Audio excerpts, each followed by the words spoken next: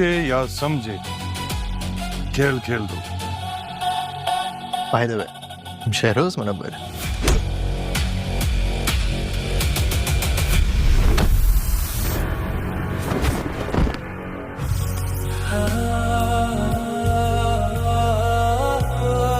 ये देखो क्या स्पेशल है, कुछ भी तो नहीं है ऐसा।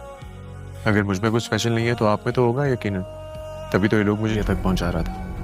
अब अगर एलिया को मिराल का पता चल गया तो वो मिराल को नुकसान पहुँचाएगी और जो छोटी सी दुनिया बनाने की कोशिश कर रहा हूँ उसको भी तबाह कर देगी। जो कि सलाम करें, आखिरकार मैं एक ऐसी लड़की के साथ हूँ जो एक कंपनी की ओनर बनने जा रही है। कौन मिला?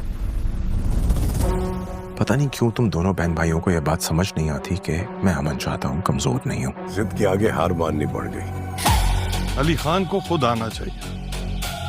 मैं अगली बार इंतजार नहीं करूंगा, इससे पहले कि कोई कुछ सोच। एक आदमी को पकड़ा है याकूब ने। मैं मिराल से मिलने के लिए गया था। वो मेरी और मिराल की तस्वीरें खींच रहा था और समझ जाओ इससे पहले मैं वो करूं जो मैं करना नहीं चाहता। बहुत कोशिश की मैंने उसे समझाने की मोहम्मद यार, बस उसकी